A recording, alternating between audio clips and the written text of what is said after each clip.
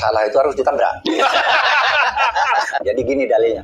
Man tawadhu'a mutawadhi' fa huwa shadaqah wa man takabbar mutakabbir fa huwa shadaqah. Kalau kamu rendah hati kepada orang, rendah hati, pahalamu besar seperti bersedekah umpamanya. Tapi kalau kamu takabur kepada orang, takabur kamu berpahala. Enggak ada nih. Tapi yang penting kalau bagi saya Jakarta, Mas Pram, titip agar nyaman dan aman. Nah, itu. Tapi kalau saya boleh harus cerita, sebenarnya orang yang pertama kali meminta saya untuk jadi calon gubernur adalah Pak Jokowi. Saya menjadi saksi ketika Ibu Mega menunjuk Roma memberikan pesan untuk memakai baju putih. Dan saya tentunya nggak mungkin melakukan itu tanpa ada yang memerintah gitu. Mau suruh ngukur, tapi saya nggak ngukur lah, saya kasih yang jadi aja biar nanti. Karena waktu itu Mas, karena saya diberitahu Mas Pram saya harus pergi, saya suruh ngukur baju, suruh nunggu setengah jam kan. Padahal saya diajak Hilal Hamdi mau beli sepatu untuk besok pendaftaran ke KPU. Yang aja Mas Hilal. Kata Mas Hilal, Mas kamu jangan pakai sepatu gini terlalu resmi. Ayo ke toko. Ya udah ke sana. Luar biasa persiapannya. Ketika berangkat ke restoran pelataran itu full masih nama Pak Mahfud. Nah, tetapi ya udahlah, Prof, garis tangan memang garis tangan. Hari Senin dipanggil jam 1, begitu saya datang langsung Ibu salaman. Kamu saya tugaskan untuk jadi calon gubernur Jakarta. Mbak bercanda. Enggak, saya serius. Kamu udah tak pegang tanganmu loh. Berarti ini udah deal. Mbak bercanda. Enggak dong. Masa enggak, udah kamu ngomong sama Hani. Kan saya udah sama Mbak Mega kan akrab. Jadi saya ngomong sama istri juga kaget. Karena saya nggak mau balik lagi, saya telepon Pak Jokowi. Benar-benar saya telepon Pak Jokowi. Saya bilang, Bapak Presiden, saya diminta Ibu untuk maju sebagai gubernur. Beliau ketawa ngakak. Karena Menseska waktu itu ya, Mas ya. Ya saya kan orang yang sangat taat etika, aturan main. Sampai saya 3 kali ngadep Pak Jokowi. Tapi kalau saya boleh harus cerita, sebenarnya orang yang pertama kali meminta saya untuk jadi calon gubernur adalah Pak Jokowi. Oh ya? Jauh hari. Ketika setelah Pak Prabowo menang di bulan Februari, mungkin di bulan Maret, April gitulah. Beliau menyampaikan, Mas, supaya Jakarta tenang, mau nggak jadi calon gubernur gitu. Ke Mas Pram? Ke saya. Saya bilang enggak. Karena pada waktu itu pasti lawan kota kosong. Belum ada putusan MK, apalagi seluruh Kim gabung jadi satu, tambah PDI kan lebih besar lagi gitu. Pasti lawan kota kosong. Nggak ada lawan lah kira-kira. Saya bilang, enggak Bapak, saya pengen punya waktu untuk cucu saya. Memang betul-betul pengen punya waktu untuk cucu. Tapi yang saya nggak bisa menolak adalah ketika Ibu udah keras. Ibu udah keras dan saya juga udah keras, sama-sama keras. Saya udah tahu, waduh ini kok sama-sama keras. Dan ketika saya ketemu Bang Dul lah yang membuat kemudian saya menjadi lunak. Ya. Dan yaudah, bismillah Bang, kita fight gitu. Saya malam itu juga, hari Selasa malam saya telepon Ibu Mega. Video call, Mbak, besok jam 11 saya mendaftar. Hah? Kamu mau mendaftar? Emang udah kamu ngurus ini semuanya? Enggak. Ya udah daftar dulu aja. Jadi ketika saya dan Bang Dul mendaftar itu belum ada dokumen. Yang ada hanya surat yang kita datangin ketua umum dan sekjen. Udah itu aja. Tapi semua orang ya waktu itu underestimate. Di mana? Iya, Pak Mahfud. Sebagai sahabat itu kan kita mendengarkan di siapa? Saya saat itu kan sering ke rumah Bu Mega saat itu.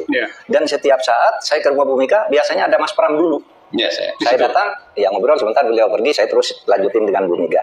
Selama saya begitu terus ketemu Mas Pram, Bu Mega nggak ada nyebut-nyebut nama Mas Pram mau jadi calon gubernur. Jadi kaget 100% lah ketika mendengarkan nama Mas Pram. Udah Mas Pram. Jadi ketika Mas Pram terus memberi penjelasan bahwa saya sama sekali tidak siap, saya sama sekali tidak tiba-tiba ditunjuk, saya tahu memang iya, karena selama itu saya kan sering ke Bu Mega. Saya sering situ. Sering banget. Diskusi pun. Bu Mega itu kalau ada sesuatu apa gitu ya, sedang ngobrol kami rame-rame. Terus ada sesuatu agak macet. Telepon Pram, suruh sini. Tadinya ada di mana? Nggak boleh jauh-jauh, Pak. Iya, suruh ke sini sekarang ditunggu. Gitu. Jadi artinya begitu dekat. Benar ya. Dengan Bu Mega memberi pelayanan administratif dan sebagainya serta membantu secara tulus. Saya tahu ini, Mas Mahfud menyaksikan itu ya. Saya menyaksikan dan underestimate orang. Mas Pram nggak bilang. Itu berapa persen surveinya? 0%, 0,1 ya? Iya, itu pun pantas saja. Coba ya, kami kan nggak tahu waktu itu. Kami bilang gitu kan. Nggak nyangka sama sekali. Ya udahlah, itu hanya untuk menjaga harga diri PDI aja biar calonnya ada daripada calon. Kira-kira gitu. Nggak taunya satu putaran. Nggak pernah terjadi sebelumnya. Nggak pernah. Sesudah Mas Pram agak naik itu, kita ya Mas Pram ini bisa masuk ke 2 putaran lah, tapi tetap kalah gitu. Hitung-hitungan kita, tahunya 1 putaran. Luar biasa. Nanti kita lanjut Pak. Yang menarik itu kan endorsement Pak Jokowi ke RK. Ya. Sementara kita pernah bicara dengan Mas Pramono. Ketika ketika pamit, Ya. Pak Jokowi justru yang mengatakan, maju Mas, Ya. saya dukung. Dan malah tertawa. Iya, tertawa. Bahak-bahak. Kalau tertawa terbahak-bahak itu kata orang dekatnya Iya. adalah karena Pak Pramono mengatakan, Pramono Anung mengatakan, Pak, jangan diganjarkan ya. Saya. Jadi dia ketawa begitu, karena tapi kemudian justru mengendorse Pak RK. Jadi Iya, itu iya. sen kiri ke kanan. Tapi ini menarik. Jadi ketika kan kita dengar cerita bahwa Pak Pramono Anung, Mas Pramono Anung ini ketika dia minta izin ke Pak Jokowi, Iya. Pak Jokowi tertawa terbahak-bahak. Nah. Itu ternyata ada koma itu ya. Jadi, Iya. karena tadi jadi gimana persisnya Pak? Jadi Pak, mohon saya jangan diganjarkan. Ketawa Ketawa terbahak-bahak dia, ya. Pak Jokowi. Tetapi kan kalau dari segi itu ketika tertawa seperti itu kan kemudian kita pikir ya pada waktu itu dukungan itu tidak bisa dianggap sebagai sangat genuine. Ya. Karena belakangan kan beliau justru mengendorse Pak RK. Ya. Kan itu yang terjadi. Jadi Gitu. ya, itu ya apa yang selalu dibilang pasang sen kanan, beloknya ke kiri. Iya. Dan itu sudah umum tahu. Sudah gitu. umum. Tapi kan yang sangat paham soal ini justru Ketua Projo kan, Budi Ari. Oh, Budi Ari, Dia ya. bilang kalau ke Pak Jokowi jangan minta izin atau minta restu, tapi minta instruksi. Itu betul. Minta instruksi dan tanya Ya. maksud Bapak Maksud apa? Bapak. Harus jelas. Ya, Jadi jangan menerima Asumsi, hanya ya. berasumsi atau rasanya sinyalnya begini gitu. Tapi ya mungkin Jakarta satu-satunya wilayah yang Jokowi efek ternyata tidak berefek ya. Ya, kalau Atau kita kecil tanya, lah efeknya. kalau kita tanya para pengamat, memang masa yang mengakar di sini itu adalah masanya Anies, masa PKS dan masa Ahok. Ya. Kalau dipotong-potong disatukan, itu besar gitu. Ya, Jadi ya. Pak Jokowi sendiri tidak punya pengaruh yang besar. Padahal dulu dia gubernur di sini ya dan cukup populer loh. Ya gubernur berapa tahun kan? Ya, 2 Jadi tahun ya. cukup populer karena gestur politik, pencitraan politik yang begitu kuat, ya sangat dikenal pada waktu itu. Tapi mungkin beda kalau 5 Ya. tahun Mas. Jadi sebetulnya bukan tidak ada Jokowi efek, tapi Jokowi efek itu meluntur ya. Betul. Iya kan? Persisnya begitu berkurang. Ya, berkurang ya. Nah. Alamiah kan sebetulnya kalau udah nggak berkuasa lagi ya. Tetapi harusnya- gini Mas, kalau kita lihat tahun 2012 itu euforia terhadap Jokowi kan besar. Iya. Jadi sangat besar sampai kemudian orang beli baju kotak-kotak itu Iya, iya, menggunakan iya, uang sendiri iya. tanpa mobilisasi. Tetapi begitu tidak terasa sekarang itu berarti lunturnya itu Tapi besar sebetulnya udah lunturnya waktu dia mengendorse Ahok nggak berhasil juga kan Pak Jokowi. 2017 sudah mulai. ya karena Kuat juga pada ya. waktu itu case-nya agak spesifik. Tapi itu lebih karena Ahoknya ya, bukan lebih karena Ahok, ya. Jokowinya ya. Itu betul. Ya. Rasanya sekuat-kuat orang mengendorse pada waktu itu karena kemudian dianggap menista agama. Ya. Ahok minta maaf pun tidak cukup. Padahal kalau dia, memulihkan tapi kalau perasaan. sejak awal dia minta maaf mungkin nggak jadi soal itu ya. Ya saya pernah ingat, saya interview Pak Ahok itu di Berita Satu, Ya. saya ingat. Dan saya minta Ya. bagaimana ketika berbicara di interview itu, beliau sekali lagi untuk minta maaf. Tapi beliau menyatakan minta maaf, tapi itu tidak Udah terlambat tidak ya. efektif, betul. Oke, selamat datang di channel Mata Netizen kita.